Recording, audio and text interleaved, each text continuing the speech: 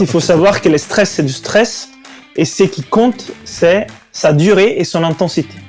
Et en fonction de sa durée et de son intensité, ça peut être bon ou mauvais. Alors, le stress chronique, c'est tout le temps mauvais. Parce qu'on n'est pas fait pour vivre dans un stress chronique. Ça veut dire que c'est un stress, généralement de basse intensité, mais qui perdure dans le temps. Ces stress-là, on l'appelle du mauvais stress, si tu veux. Et c'est celui qui amène à l'épuisement, physique et mental. Par contre, un stress qui est court dans le temps, mais peut-être avec une intensité élevée, pas destructrice, ça aussi, il y a une intensité aussi à ne pas dépasser, c'est plutôt un stress positif, parce que le corps, il apprend à gérer ça. Donc, il y a le côté temps qui est court, le côté intensité qui est haut, mais aussi haut dans la mesure où le corps peut le tolérer. Un organisme sain et fort peut tolérer un stress plus intense. Un organisme faible, même si c'est très court, le stress doit être réduit. Salut et bienvenue sur le podcast Génération 120 ans. Je suis Liron Samoun et j'ai un objectif très ambitieux. Vivre jusqu'à 120 ans en bonne santé et heureux. Qu'on se le dise, c'est challengeant. Surtout dans le monde actuel où il devient de plus en plus difficile de prendre soin de soi. C'est pour cela que je vous propose qu'on parte à la rencontre, ensemble, de personnes intéressantes qui ont des choses à nous apprendre pour vivre au maximum de son potentiel en bonne santé et ce sur différents plans. Au niveau de son mental, de son corps, de son environnement et de ses relations sociales. Génération 120 ans est une émission destinée aux personnes ouvertes d'esprit, curieuses et désireuses de vivre leur vie au plus haut niveau de leur potentiel. J'adore découvrir de nouvelles choses qui pourraient améliorer mon quotidien et je fais souvent de belles découvertes que j'ai envie de partager avec vous. Alors c'est parti et bienvenue dans l'émission Génération 120 ans.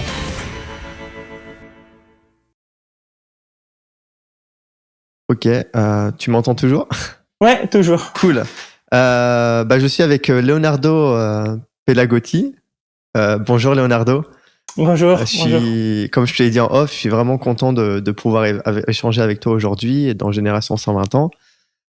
Comme je te l'ai dit, dans cette émission, en fait, je cherche à découvrir de nouveaux concepts, de nouvelles façons de voir les choses, découvrir des choses annexes qui ne sont pas forcément très connues et qui peuvent soulever des questions. Tout ça dans l'idée d'arriver jusqu'à l'âge symbolique de 120 ans en bonne santé et heureux. J'ai appris là il y a pas longtemps que la moyenne d'âge en fait elle augmentait, mais que la moyenne d'âge en bonne santé elle diminue. Et ça on le dit pas forcément. Ouais.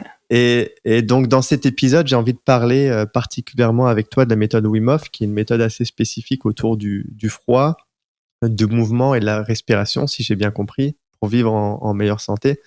Oui, et l'aspect mental aussi. Important. L'aspect mental, oui, effectivement. Petit disclaimer, j'ai juste une toute petite expérience avec cette méthode et aujourd'hui, ce qu'il en reste, c'est juste les douches froides et quand j'ai l'occasion, je me baigne dans l'eau fraîche parce que ça me fait terriblement de bien. Ça s'arrête là, j'ai pas spécialement creusé le sujet et donc j'ai vraiment envie de creuser avec toi là sur le sujet et découvrir un peu plus en détail les particularités de cette méthode, les fondements, les bienfaits, les limites, le potentiel danger et en quoi cette méthode aussi peut s'inscrire dans un protocole de longévité. Oui, bien sûr. L'idée pour moi-même et les auditeurs qui nous écoutent, c'est de comprendre de manière générale tout ça et rentrer un peu plus en détail sur les fondamentaux et certains concepts qui régissent cette méthode. Voilà, je pense que c'est un beau programme en perspective. Qu'est-ce que tu en penses, ça te va ? Ah oui, tout à fait. Dans la méthode Wim Hof, on en parle de plus en plus par rapport à la longévité. Alors, c'était pas l'objectif principal de la méthode Wim Hof. Quand Wim Hof a mis en place son protocole, c'était vraiment pour la santé physique et mentale et être bien au quotidien. Mais après, ils ont vu avec les scientifiques qui pouvaient impacter la régénération cellulaire, la santé cellulaire, et ils ont commencé à faire des études dans ce sens. Et justement, dans les derniers livres de Wim Hof, qui est sorti en début d'année, juste fin d'année dernière, et qui va être traduit par Trey Daniel en français cet été. Je suis en train de travailler pour corriger quelques fautes. Et il y a la préface d'un docteur américain, Eppel, qui parle justement de l'impact de la méthode Wim Hof sur la longévité. Et que les premières recherches qu'ils ont conclues, l'étude scientifique n'est pas encore publiée, c'est extraordinaire. C'est juste du jamais vu. Et l'état biologique des Wim Hof en personne est quelque chose autour des 18 ans. Alors, on nous a partagé ça à Wim Hof en à nous, les instructeurs, en parlant. L'étude scientifique n'est pas publiée, donc si je me trompe sur les chiffres, c'est ma faute. Mais en disant que voilà, il avait l'âge biologique d'un jeune et il a 62 ans. Et c'est pas par hasard. C'est vraiment lié à ce qu'il pratique depuis 45 ans. Ce qu'il faut savoir, voilà, c'est aussi une pratique. Ouais, Wim Hof, il fait ce qu'il fait depuis 45 ans. Donc ça veut dire travail avec les froids, travail avec la respiration, travail avec les mouvements, travail avec la partie mentale, dans une démarche qui au début était inscrite dans les yogas et ensuite s'est transformée dans ce qu'on appelle aujourd'hui la méthode Wim Hof. Et donc c'est une démarche sous les longs termes et de façon régulière. Donc il a eu des effets importants dans ce sens. Et donc tout ça va être retranscrit dans un livre qui va sortir là très prochainement ? Dans une étude scientifique qui va être publiée bientôt, mais dans la préface du livre qui est déjà sorti en anglais et qui est traduit en français par Trey Daniel et qui va sortir cet été, il y a justement au premier abord à cela. Il en parle un petit peu de la rencontre avec Wim et des études scientifiques qui sont en train d'être faites dans ce sens. Ok, comment il s'appelle ce livre en anglais? C'est The Wim Hof Method. Ah, The Wim Hof Method. En anglais, c'est auteur Wim Hof. Le titre de Wim Hof Method, c'est à mon avis le meilleur livre sur la méthode Wim Hof qui a été fait jusqu'à maintenant. Donc je le conseille et il va être en français cet été. Donc il est bien traduit. Je suis en train d'aider Trey Daniel pour les petits détails sur les côtés techniques, mais c'est très bien. Donc c'est un bon livre. Ok. Donc ça a l'air d'être quelqu'un d'assez emblématique, Wim Hof. Il a, au final, quelque part, il a inventé cette méthode où, il a pris des fondamentaux et il a mélangé les différents concepts pour faire une seule et unique méthode. Alors, c'est la méthode Wim Hof, c'est une évolution de sa pratique personnelle, effectivement, qui est arrivée avec le temps. Et lui, sa pratique personnelle, ça a été un lien avec la nature, en pratique avec le froid. C'était quelque chose qui l'a vraiment marqué dès tout jeune. Il a continué à le faire. Travail avec les souffles et la respiration. Inspiré par les yogas, mais il faut savoir que Wim, il n'a jamais vraiment appris les yogas avec quelqu'un. Il s'est un peu improvisé quelque chose qui ressentait. À la fin, ça peut arriver aussi comme ça. Hein. Et donc, ça a plus un travail mental spécifique qu'aujourd'hui on appellerait épigénétique ou autre. Il y a des termes scientifiques derrière, mais lui, il a jamais forcément inscrit ça dans quelque chose qui existait. Il a mis ensemble cela avec des mouvements aussi, comme tu disais, les liens avec la nature. Et c'est la méthode Wim Hof. Mais effectivement, on retrouve des piliers qu'on retrouve aussi dans les yogas traditionnels indiens et tibétains, comme les Tummo. Le yoga Tummo. Ok. Super. J'ai de nombreuses questions qui vont venir. Toi, juste avant de rentrer dans le vif du sujet, c'est quoi ton lien avec la méthode Wim Hof? Enfin, comment t'es arrivé à ça? Et qu'est-ce que tu fais actuellement? Parce que je crois que tu as passé le certificat niveau 3. Oui, je voulais aussi comprendre c'est au niveau des certificats, qu'est-ce que tu apprends de plus au fur et à mesure par rapport donc moi je suis l'ambassadeur de la méthode Wim Hof en France et en Italie. Okay. Je suis niveau 3, ça veut dire que je travaille avec l'académie pour former les nouveaux instructeurs. Donc je travaille avec Wim en personne et je l'aide dans les événements les plus grands, les plus importants en Pologne, en Espagne. Les niveaux 3, c'est une étape d'après à l'instructeur avancé. Avancé, ça veut dire que tu es un instructeur avec expérience et tu communiques toutes les techniques de la méthode, les basiques plus les avancées. Et l'avancé, c'est une étape après l'instructeur des bases, que tu arrives à l'instructeur des bases une fois que tu as passé un an dans l'académie, tu as pratiqué, tu as fait tes examens, tu es instructeur de base. Donc c'est tout un parcours. Moi, j'ai commencé en 2016. C'est qui m'a donné un peu de temps pour me former, ensuite pratiquer, ensuite avoir les techniques avancées et ensuite travailler avec Wim. Et moi, je suis arrivé par hasard ou par destin. Ça, c'est notre débat. C'est notre vision de la chose. Mais disons que j'ai lu les premiers livres de Wim. J'ai trouvé la chose curieuse et extraordinaire en même temps. Et je me suis formé en ligne avec ces cours suite à toute une histoire personnelle qui voilà, peut-être on en parlera une autre fois, mais je suis arrivé à ces cours et j'ai trouvé des vrais bienfaits juste en pratiquant les exercices en ligne que j'apprenais avec Wim. Et après, j'ai décidé de rencontrer Wim, de faire un stage avec lui. Ensuite, j'ai échangé avec lui et ça m'a mené au parcours d'instructeur. Ouais, parce qu'au début, tu n'étais pas du tout dans ce domaine-là. Non, vraiment... non. Moi, j'étais un gymnaste au niveau national, voilà. Ouais. Donc j'aimais les sports. Après j'ai fait du kung fu Shaolin jusqu'à être ceinture noire. Donc j'aimais tout ça, mais finalement j'étais ingénieur à Paris et j'avais un style de vie qui était un peu celui d'un ingénieur à Paris, un peu de stress, un peu la défense, voilà. assis devant un ordinateur. Ouais, l'ordinateur, la sédentarité, les documents, l'ordinateur, voilà, tout ça.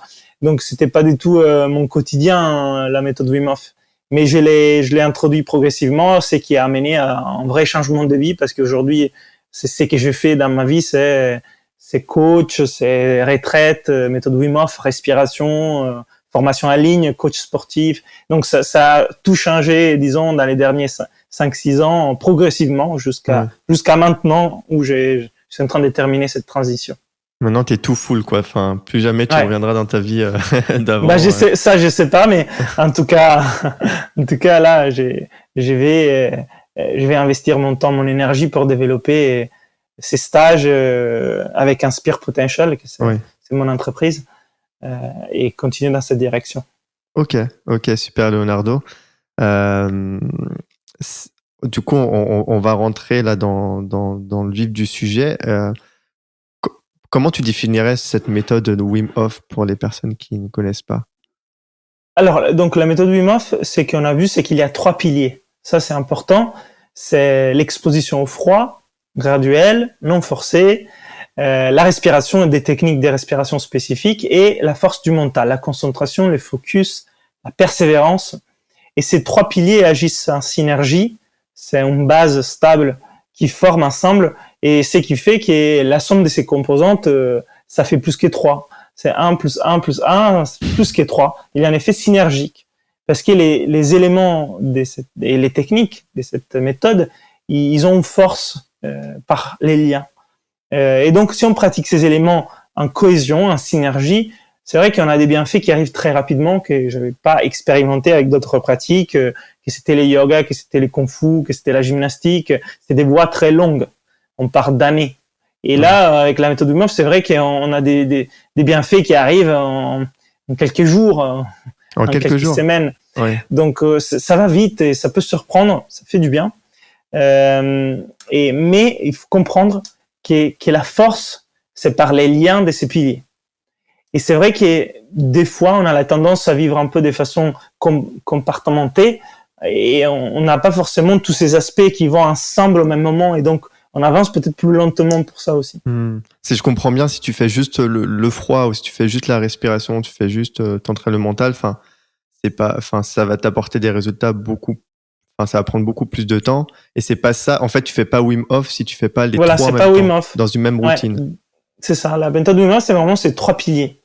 Et après, pratiquer le froid, c'est très bien et il y a des bienfaits derrière. Pratiquer la respiration, c'est très bien et il y a des bienfaits. Pratiquer la méditation, il y a des bienfaits et c'est très bien. Mais c'est pas exactement ce qu'on expérimente quand on fait la méthode Wim Hof. Et la méthode Wim Hof, c'est pas non plus juste le froid. Okay. Donc ça, effectivement, il faut les comprendre. C'est qui donne aussi un petit côté mais alors, qu'est-ce que ça donne vraiment cette synergie? Bah, c'est un peu la magie de cette méthode.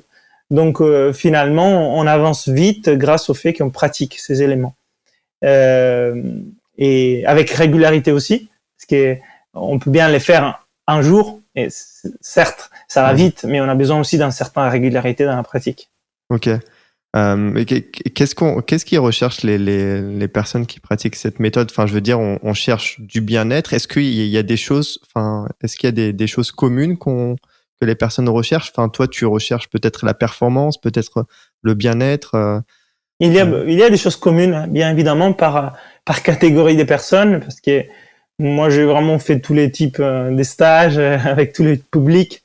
Mais disons, par exemple, la personne commune qui pratique la méthode Wim Hof pour la santé généralement, être bien physiquement et mentalement. La gestion du stress, les burn-out ou la santé physique contre l'inflammation, ça rentre dedans. C'est vrai que les personnes généralement s'intéressent parce qu'ils ont envie de renforcer leur immunité, d'être un peu plus solide, à la fois physiquement que mentalement. Parce qu'on vit dans un monde très stressant aussi, et ça, il faut l'avoir sous contrôle. Sinon, ça dérègle beaucoup des systèmes biologiques. Après, il y a certains qui ont envie de se confronter au froid parce qu'ils sont frileux et ils en peuvent plus de vivre des mois et des mois dans l'année où ils souffrent. Donc il dit finalement si j'apprends le froid et si j'apprends à travailler avec, finalement je vais mieux vivre la saison hivernale et effectivement moins souffrir, et c'est le cas. Donc ils ont aussi cet intérêt-là.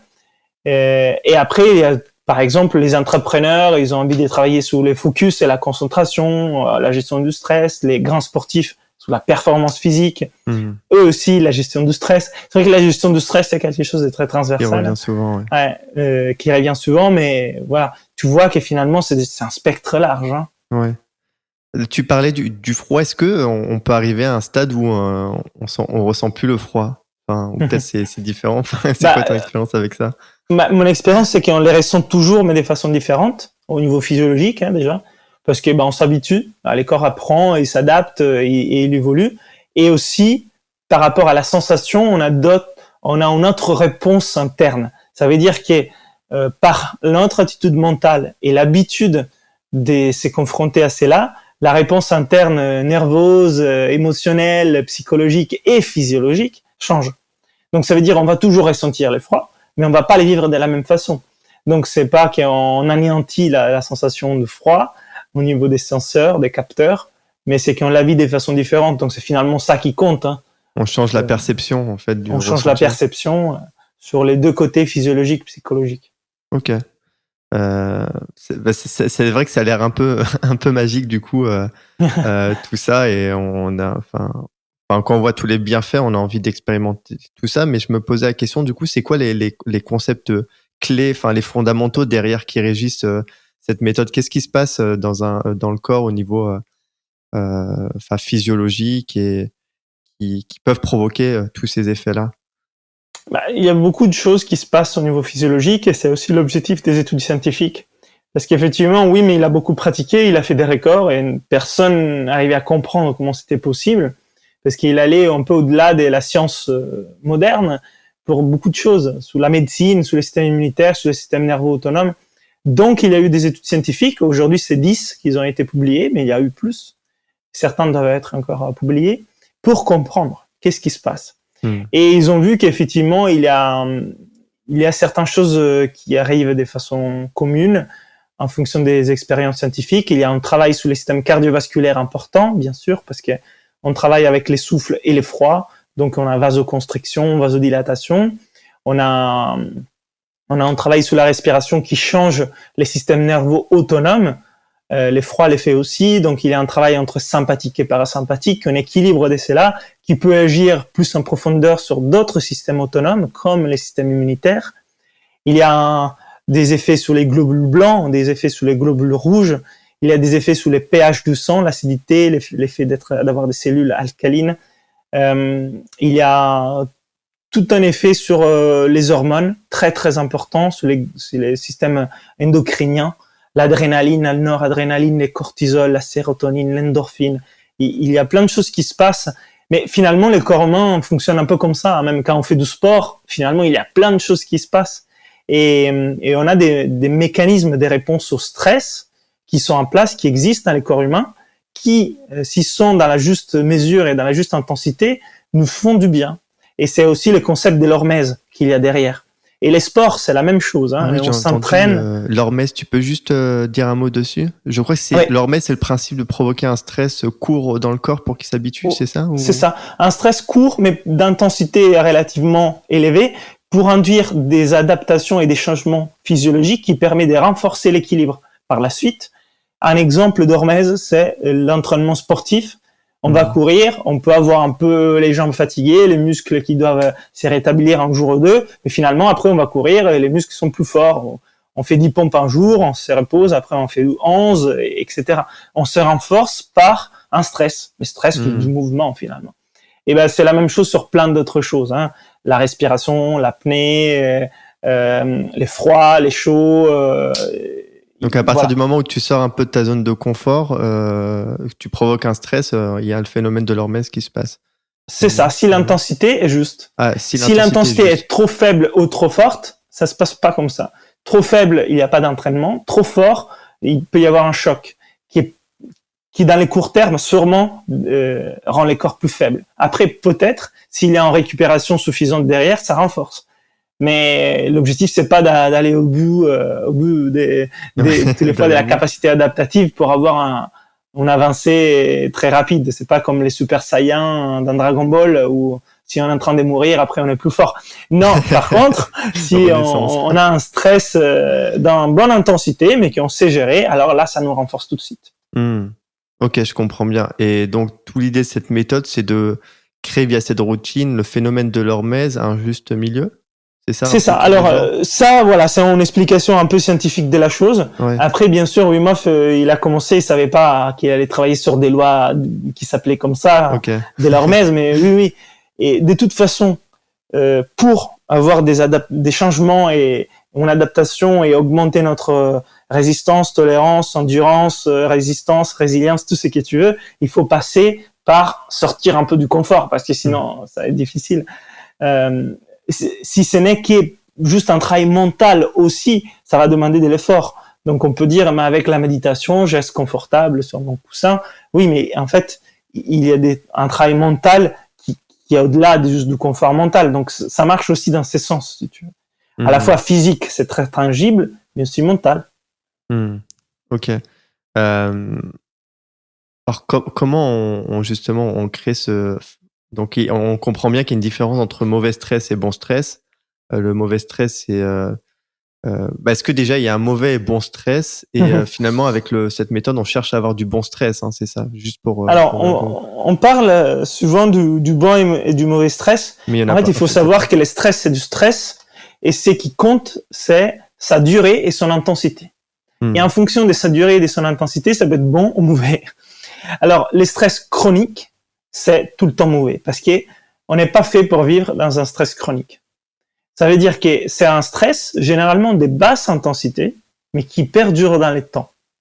Ces stress-là, on l'appelle du mauvais stress, si tu veux. Et c'est celui qui amène à l'épuisement physique et mental. Par contre, un stress qui est court dans le temps, mais peut-être avec une intensité élevée, pas destructrice, ça aussi, il y a une intensité aussi à ne pas dépasser, c'est plutôt un stress positif, parce que le corps, il apprend à gérer ça. Mais donc, il y a le côté temps qui est court, le côté intensité qui est haut, mais aussi haut dans la mesure où le corps peut le tolérer. Un organisme sain et fort peut tolérer un stress plus intense. Un organisme faible, même si c'est très court, le stress doit être réduit. Donc ça, il faut les garder en tête. Mais voilà, c'est qui fait un peu la différence entre du bon et du mauvais stress. Ok. Mais est-ce qu'il y a une limite dans tout ça? Donc tous les jours, tu vas bosser en stressant ton corps. Est-ce que est-ce que finalement c'est une course qui est interminable? On cherche toujours à repousser, ou au bout d'un moment, tu arrives à un stade où finalement, ton corps sait très bien s'adapter, ça fait plus rien et t'es au top au niveau de la gestion du stress. L'objectif, c'est ça. L'objectif, c'est être bien, c'est la santé. Donc, si t'as pas un enjeu des performances sur des records spécifiques, tu vas ajuster tes pratiques. Donc, il n'y a pas toujours en course à faire plus. Au contraire. Mais voilà, ça dépend de l'objectif. Si ton objectif c'est de courir toujours plus vite, tu vas essayer de t'entraîner pour courir toujours plus vite. Mais si ton objectif c'est d'être en forme et savoir courir, à un certain moment, quand tu es satisfait, tu t'arrêtes là. Tu vas pas tout le temps te challenger à aller plus vite.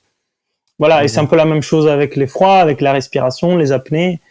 Généralement, les gens qui font de la méthode Wim Hof, c'est pour les aider dans leur quotidien à faire face aux défis de la vie. Donc, ils vont pas tout le temps augmenter leur pratique pour avoir plus. À un certain moment, ça suffit, ça fait du bien et on s'arrête là.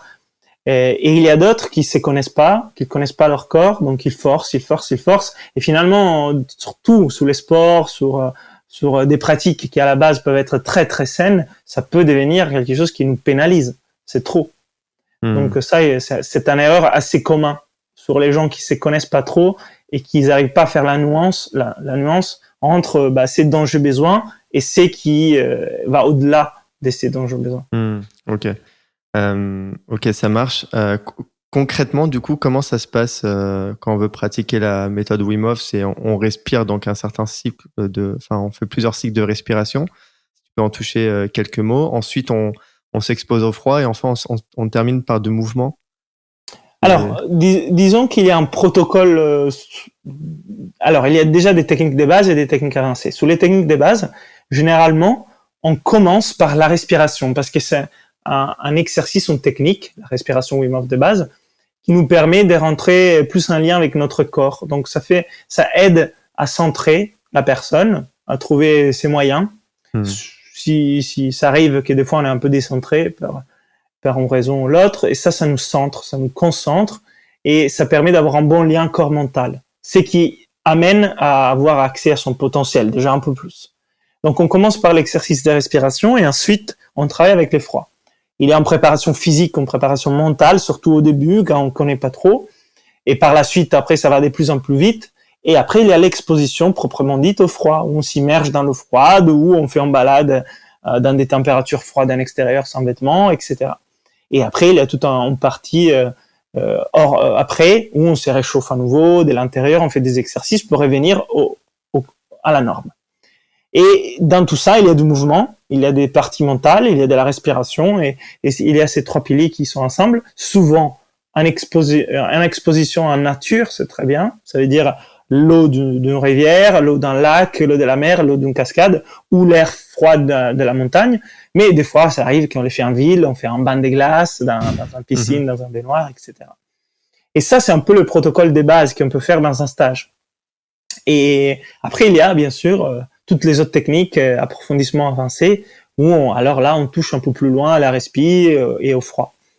Mais les protocoles de base, c'est bien pour commencer. Et moi, j'ai fait des vidéos sur ma chaîne YouTube, donc pour les gens qui écoutent, vous pouvez simplement écrire respiration Wim Hof, inspire potential, vous trouvez des tutoriels, ou exposition au froid, inspire potential, vous trouvez les tutoriels pour s'exposer au froid selon la méthode Wim Hof, ou voilà, méthode Wim Hof, inspire potential. Il y a plein de vidéos, il y a des centaines de vidéos pour montrer un peu à quoi ça ressemble les exercices de base.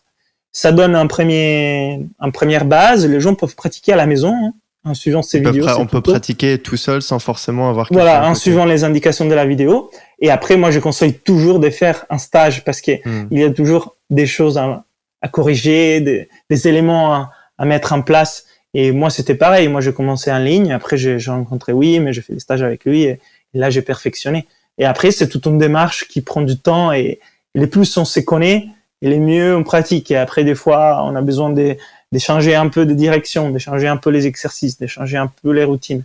Donc, c'est quelque chose qui en entretient dans le temps. Oui, parce que justement, par rapport à ça, je me posais la question si au bout d'un moment, tu te lasses pas de faire cette routine, toujours respiration, exposition au froid. Au bout d'un moment, tu te dis peut-être que 1 an, 2 ans, 3 ans de pratique, tu dis bon, ça devient chiant, quoi, non? T'as pas il faut pas les faire devenir chiants. Oui, ça, justement. Justement. Après, moi, je l'ai fait depuis 5 ans et je change aussi mes routines en fonction de la période, en fonction des objectifs. Je peux changer les horaires, les applications. Après, c'est en nature. Après, c'est à la maison. Après, j'ai travaillé des façons différentes les froids, des façons différentes la respi, des façons différentes les mouvements. Je le fais avant, je le fais après, les matins, les soirs. Il y a plein de choses qu'on peut faire, mais disons que quand on pratique et ça nous fait du bien, c'est pas chiant. Parce qu'en fait, ça nous fait du bien. Donc, on les fait parce que ça nous fait sentir bien. Donc, mais si ça devient un peu difficile de les faire, alors oui, moi, je conseille de changer la routine tout seul. Si on n'arrive pas, de les faire avec d'autres, parce que pratiquer avec d'autres personnes, c'est sympa. Et si on n'y arrive pas encore, de faire des stages où là, clairement, on est guidé. Donc, on arrive à remettre en place des choses. Et il y a des gens qui font des piqûres, des rappels tous les années, qui font des stages avec moi, même s'ils ont déjà fait 10 stages, ils reviennent parce que voilà, ça leur fait du bien et en même temps, ils arrivent à se remettre dedans. Voilà, ça aide, c'est sûr que ça aide, ouais. On peut faire juste des stages et ressentir les bienfaits ou finalement, c'est le stage, on va dire, c'est une bulle, on a notre shot de bien-être, mais après, si on continue pas, finalement, on revient à un stade... Bah oui, ça, c'est normal. Ouais. Ok. Ok, je comprends bien tout ça. Au niveau des... je me posais la question si c'était à force de faire du stress au corps, il n'y avait pas des choses... Enfin, infliger un stress répété au corps pendant longtemps, est-ce que ça peut être quelque chose de dangereux? Parce que finalement, on provoque un stress intense, il y a énormément d'hormones qui sont relâchées. Peut-être il y a aussi, vu qu'il y a de l'hyperventilation aussi dans la respiration. Est-ce que tout ça, ça peut présenter un danger? Parce que c'est vrai qu'on entend à droite, à gauche, hyperventiler, c'est dangereux. Le froid, mais t'es fou. Tu vois un peu. Enfin, je pense que t'as dû entendre. Oui, moi j'ai entendu beaucoup de choses, de tout. Donc, mais on revient au ce que j'expliquais tout à l'heure. Le stress chronique, c'est pas bon. Les stress hormétiques et l'hormèse, c'est bon. Donc, il faut juste comprendre là où on se place. Si on est en train de faire du stress chronique au corps, c'est pas bon. Voilà, c'est assez simple. Mais attention, parce que les stress chroniques, ça peut être tout type de stress. Par exemple, on mange mal tout le temps, c'est du stress chronique. On est tout le temps stressé au niveau émotionnel, c'est du stress chronique.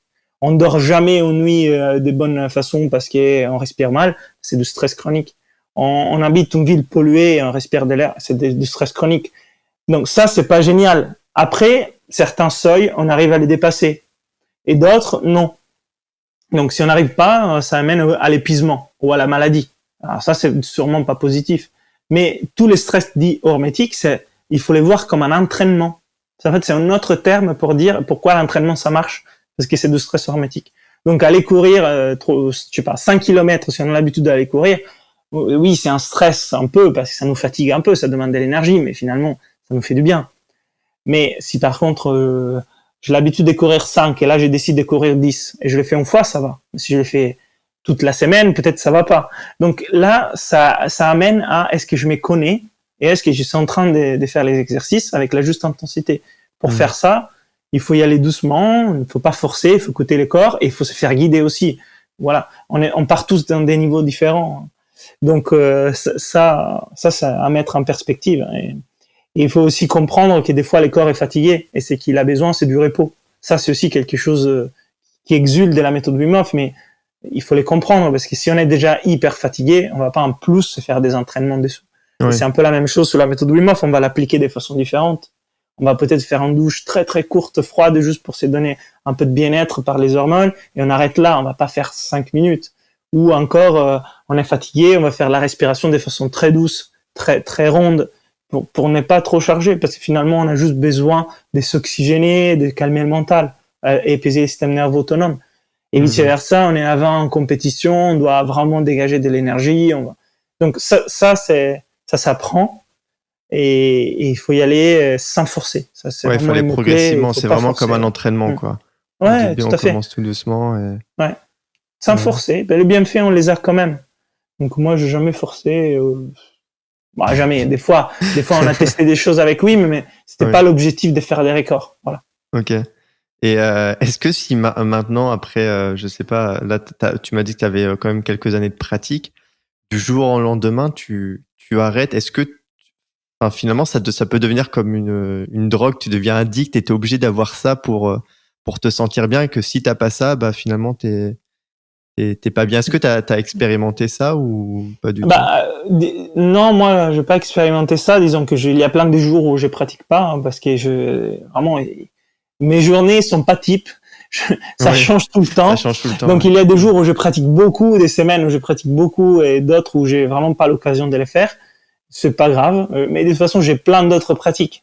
Donc, moi, je pratique la méthode Wim Hof, mais je pratique plein d'autres choses. Donc, il y a en général un certain nombre de pratiques qui m'aident.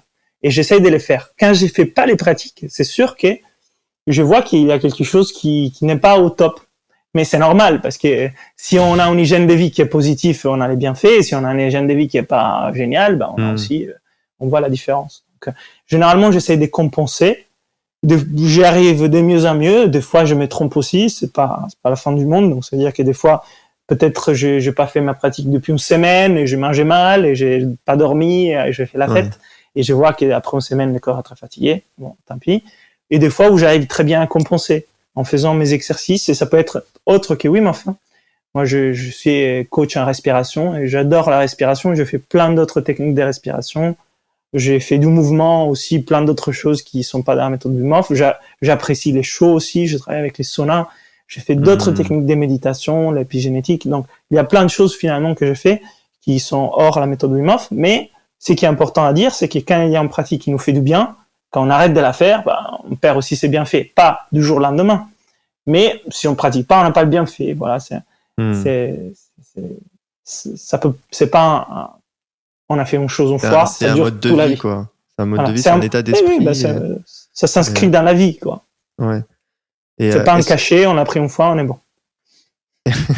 Est-ce qu'on y met il y a de la spiritualité dedans? Est-ce que, ça devient quelque chose de spirituel ou pas du tout? Enfin, chacun met finalement le sens qu'il veut. Chacun met ce qu'il veut.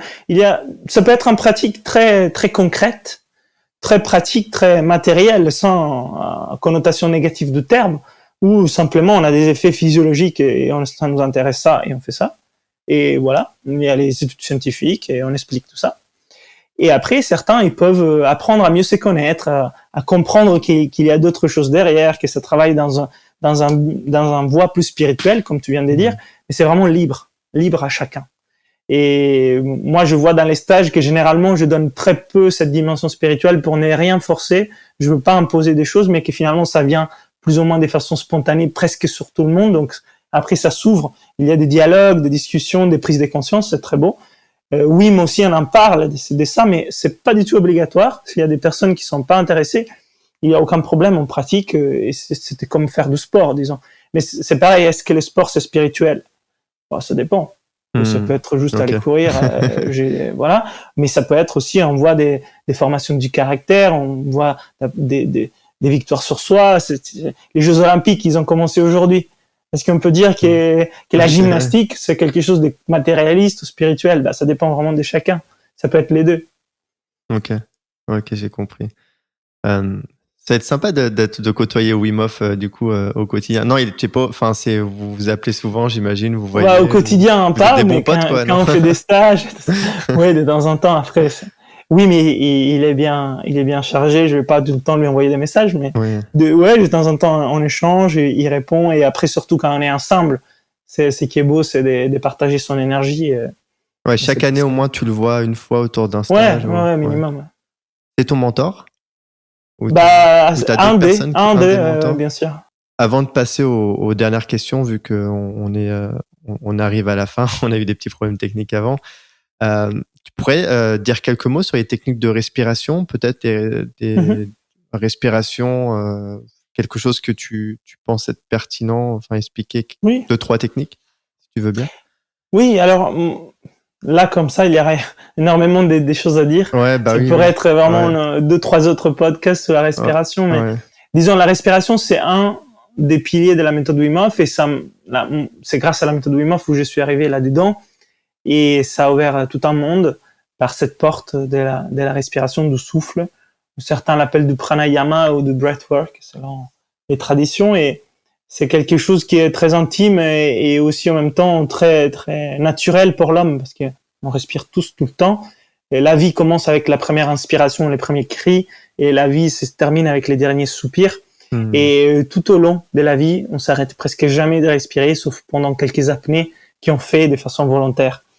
Et donc le souffle, on peut l'oublier aussi. On peut penser que c'est un acte autonome et involontaire, et on s'en occupe pas. Et en réalité, il y a tout un monde derrière. Un monde très physiologique, très psychologique et très spirituel aussi, en fonction des lacs sur lesquels on veut travailler. Et moi, depuis que j'ai connu ça, ça me passionne. Ma première démarche, après avoir commencé Wim Hof, c'était de comprendre la physiologie, vraiment la science, qu'est-ce qui se passe dans le corps. Et donc, je me suis formé avec à l'université des cours de médecine physiologique sur la respi. Et après, j'ai fait Oxygen Advantage, qui vient de Buteyko, qui a une approche très scientifique, et sous la respiration fonctionnelle et sous la respiration pour les sportifs, donc l'efficacité sportive. Et ça m'a donné beaucoup de choses à travailler sur un axe très concret, et ça m'a fait vraiment du bien. Ça, je suis ravi de l'avoir fait, Oxygen Advantage. Et après, je me suis intéressé à tout ce qui est pranayama et breathwork, et des techniques qui vont plus sur l'aspect mental ou spirituel. Et ça aussi, ça ouvre tout un monde qui fait les ponts avec la méditation. Ça, c'est des méthodes similaires, mais c'est juste des noms différents, ce que tu viens de dire, pranayama et breathwork. Pranayama, c'est la science yogique de la respiration. Ok. Et le breathwork, c'est un mouvement qui vient, disons, quand on parle des respirations aux États-Unis, on parle du breathwork, et c'est vrai qu'il y a beaucoup de choses qui vont au-delà de la physiologie de la respiration. Parce que la physiologie de la respiration, c'est vraiment un axe très concret où on étudie au niveau cellulaire, et c'est super. Hein. Mais après, il y a d'autres techniques qu'on utilise pas forcément pour travailler sur la physiologie. Et il y a cet aspect mental dont je parlais, dans les breathwork, il y a beaucoup, et en plus, un aspect aussi spirituel de travailler sur soi. On peut l'appeler développement personnel ou autre, ou plus philosophique. Dans les pranayama, il y a beaucoup. Et ça fait les ponts avec la méditation et le monde de la méditation dans les yogas. Et qui, après, ouvre tout un autre monde, qui est le monde de l'épigénétique, si vous voulez, qui me passionne beaucoup. Je le mets dedans, qui a une approche un peu scientifique, hein, ça vient des docteurs Dispenza, Lipton, Braden, pour ceux qui connaissent. Et voilà. Et donc, ça peut aller beaucoup plus loin que juste un simple échange de gaz au niveau des alvéoles. Je comprends bien si avec simple respiration, enfin simple entre guillemets respiration, on peut arriver à influencer sur les gènes. Ah oui, les travails de la respiration, c'est la base, c'est les socles pour tout le travail mental par la suite. Si le souffle n'est pas maîtrisé, on ne peut pas maîtriser notre mental. Donc, si tout travail de méditation est mental, qu'on peut faire, hein, il y a derrière des bases qu'on doit mettre, et une de ces bases, c'est la respiration. C'est nécessaire, mais pas suffisant, mais c'est nécessaire. Okay. Et donc là, ça ouvre plein de choses parce que tout est dit, finalement, c'est vraiment les premiers outils qu'on a tous là à disposition tout le temps. Et c'est gratuit. On ne connaît pas encore, c'est gratuit, on ne connaît pas encore, et ça a des énormes potentialités. Ok.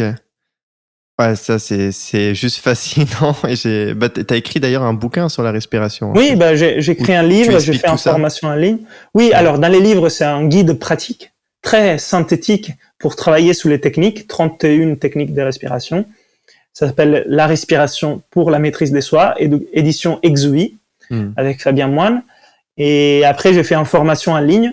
La formation Inspire les pouvoirs de la respiration, et on va réouvrir à la rentrée en septembre un nouveau groupe de quelques centaines de personnes que je vais suivre c'est une formation sur 12 semaines pour reprendre tout de la base jusqu'à des exercices plus avancés, parce que ça fait du bien et les gens ont envie de découvrir tout ça.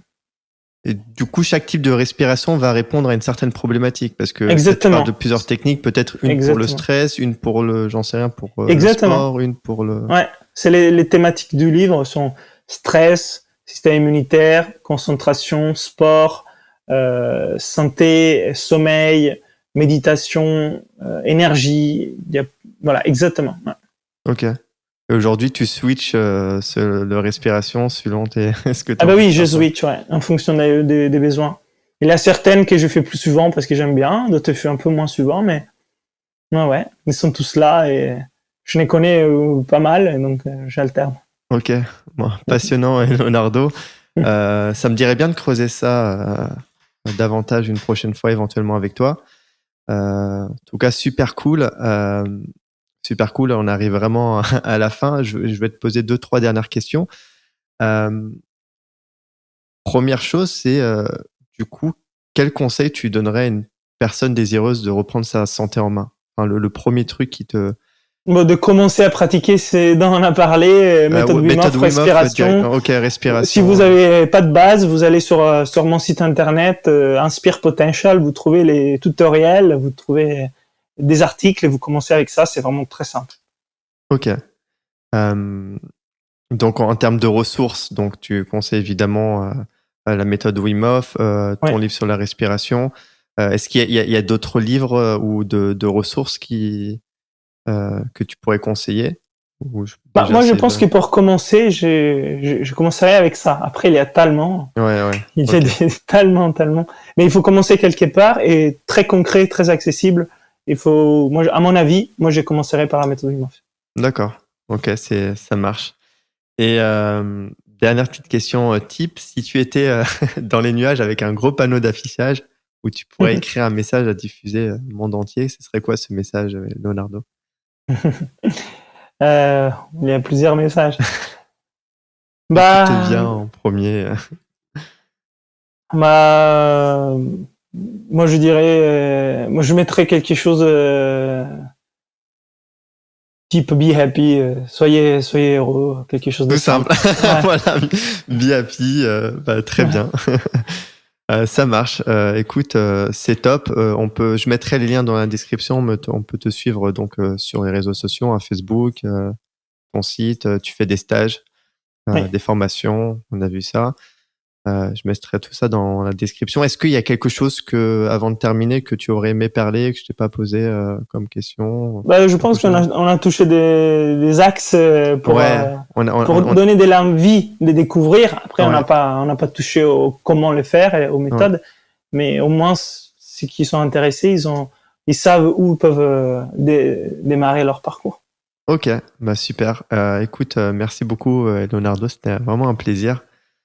Et puis voilà, ceux qui écoutent, n'hésitez pas à partager autour de vous cet épisode-là pour ceux qui ont envie de découvrir. Si vous avez aimé, pareil, mettre une petite note positive sur le podcast, sur cet épisode. Et puis n'hésitez pas à rentrer en contact avec Leonardo si vous voulez en savoir davantage. Merci beaucoup, Leonardo. Merci, bonne journée. À bientôt. Super, merci beaucoup d'avoir écouté cet épisode de Génération 120 ans jusqu'au bout. J'espère que cet épisode vous a plu. Si c'est le cas, comme c'est un tout nouveau podcast, j'ai 2 choses à vous demander. La première, c'est de me laisser une note 5 étoiles avec un commentaire positif sur Apple Podcast ou d'autres plateformes, car ça m'aide beaucoup et surtout ça permettra à d'autres tout comme vous de profiter de ces discussions enrichissantes. Ensuite, si vous avez des commentaires, des retours à me faire, n'hésitez surtout pas. Ceci me permettra de progresser et vous proposer quelque chose de toujours plus qualitatif. Merci encore pour votre attention précieuse et je vous dis à très vite pour un épisode de Génération 120 ans.